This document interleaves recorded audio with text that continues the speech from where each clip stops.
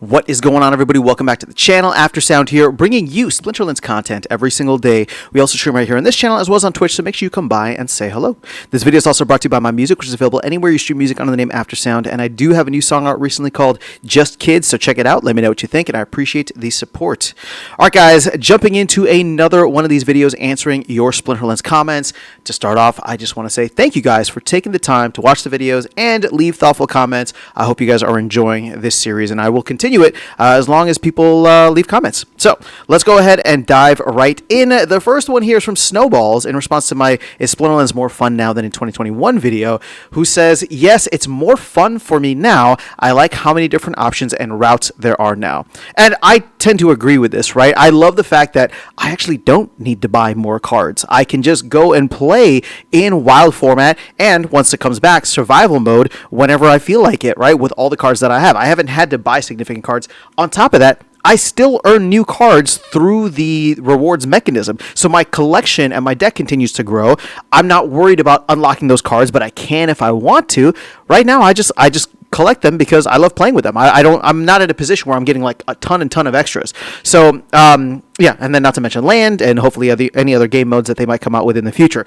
And you know what we don't talk about here is guilds, right? And again, I know that they're reworking guilds, and brawls might even become a different type of game, as Matt has said. And then, of course, tournaments, which is another game mode technically. So, and again, I'm not even playing those. Maybe I should be. Maybe you know what? Maybe I'm gonna make a commitment to you guys here, where I'm gonna start exploring tournaments once again, just to see what the atmosphere is like out there.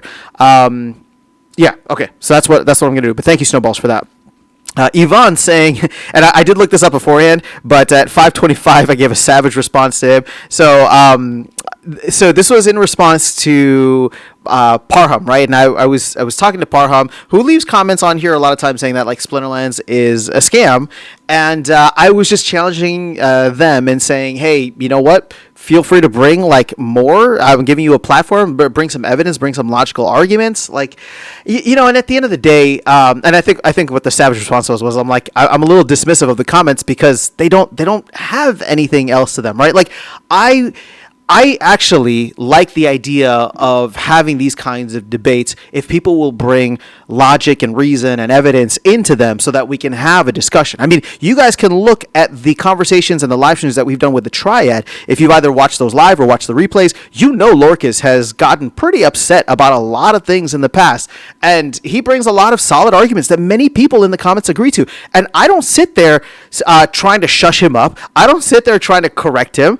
I just say, like, you know what? That's a good point. I don't have an answer for you, right? And this is something that the Splinterlands team needs to address. And even Dave McCoy would reach out to Lorcas and say, hey, you know what? You're feeling that pain point. You're probably not the only one. Let's talk about it and let's figure things out. And over time, you've actually seen Lorcas come around more on the game, right? Just in the last couple of months, right? So this is just kind of in your faces. So my whole point, the reason I bring that up is just to say, like, I welcome even the most critical of comments, as long as they bring substance, right? And so, and sorry, this is going to get into a little bit of digression here, but what I think we've lost the ability to do as a species, and like especially if you go into like American politics, for example. But I don't want to digress too far there, and this is not to get political, but it's like we have lost the ability to respectfully disagree with one another. That, to me, is one of the biggest losses that we've had in whatever the current modern culture is, right? Just to say, you know what? I understand your ideas.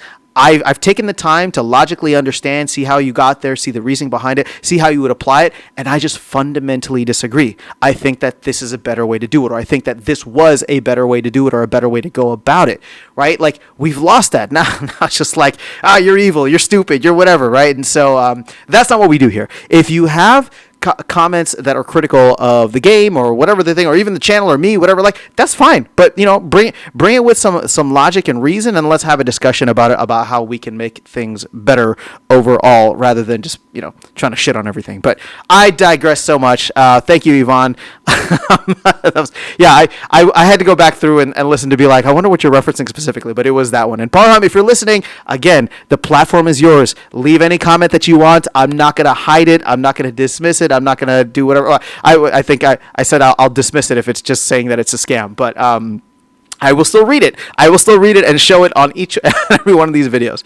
So, Keeg says, I'm planning on using the extra deck, I think you mean DEC, to help turn on more plots, especially since they can replace a power core also. Yeah, that energized one is one that I have actually not even considered too much. Not that I have too many plots that I need to turn on necessarily. I only have one left, but these land cards are going to do a lot. They're going to be fun to work in, and they might even get me to buy more land. I don't know. We'll see. All right, Doombot says, I'm still at 33% of my DEC required for my land. I'll use any I get back to bring more plots online. Staking more cards seems like a good thing for land overall. Yeah, I mean, again, I guess I was trying to frame it in, like, this is negative in the sense that we're not going to have areas in which, DEC can be used up. But when you consider the fact that we still are oversupplied and we continue to recirculate DEC back into the ecosystem, anytime we lose utility for DEC is something that I just, like, my ears perk up for that, and I gotta double click and just take a closer look and say, wait a second, we're struggling as it is to maintain peg, to maintain even anything remotely resembling a closeness to peg, and yet this could make that worse. Who knows? All right, so Erroneous says, and this is on the Our Land Cards Bad for DEC video as well.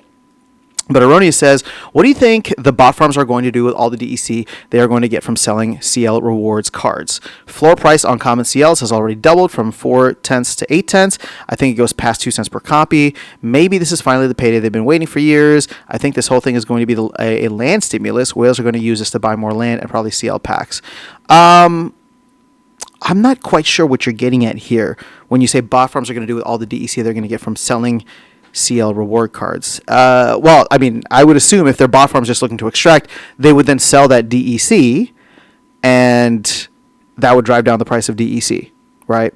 Or granted, if these bot farms are owned by a big landowner, then maybe that just goes on the land. But I don't know. We'll have to wait and see. But that is going to be something to probably keep DEC away from peg significantly for a while. But I only think that happens because, again, we're talking about cards going up in value, and I have seen that. I'll do a video on that separately, but we have seen that at least on the low end here. All the cards that I was targeting for land are starting to get more expensive, which is kind of sucks, but it is what it is. So yeah, no, this is a good call out here, Erroneous. All right, we're about 7.5 minutes in, so let's just do a couple more here and then call it a day. All right, Kazrak, good to see you back, says, I would assume that most of that DEC will go to bringing more plots online and or buying additional land workers or paying for the actual land card. I don't think anybody that's investing in these cards will be interested in dumping a bit of DEC on the market. All right, fantastic. Well, you know what? You guys are convincing me. You're right that anybody who would be buying these cards would probably be wanting to get more land online. But my counter to that is, here is the downstream secondary order effect of that. Okay, so we make it cheaper for land plots to come online. Therefore, DEC, the risk that we have with DEC is not realized. The fear that we have that I was voicing is not realized. But it does have a downstream effect with land resources, because then more plots come online, meaning resources are produced at a higher rate.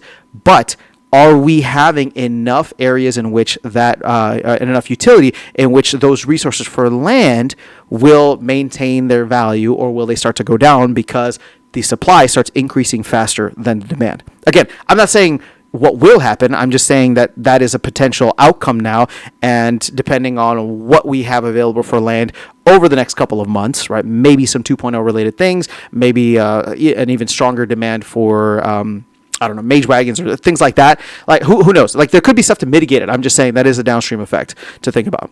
And then let's do one more from Tails here. So Tails says, should not be a problem. The stake DEC costs for land are already too high and out of whack for the value most land will provide. So it seems like many of you guys are on the same page. You're not too worried about this. I suppose maybe I was blowing a little bit out of proportion. But again, I track this stuff probably a little too obsessively when it comes to DEC. But I just want to see us find a way to get DEC in order, get it in check, so that we can keep it not at peg, but just close enough to peg that it's not at whatever level it's at right now, which kind of takes away I mean, I know it provides a discount, but it's like unless you got a ton of players coming in, a ton of demand, like that discount doesn't really matter, right? I mean, we've been at this level for a while. And it's not like people are like hand over fist trying to buy as many packs as possible. So we have not found a good level yet. We have not found a good equilibrium. And unfortunately, and I know I keep harping on this, but I will continue to do so until we find another way out. Unfortunately, until we find a way in which the team can get value from the DAO that doesn't come in the form of DEC, this will continue. So that's all I got for you guys in this video. Let me know your thoughts in the comments below. Otherwise, I'll catch you all in the next one and see you around the game. Take care.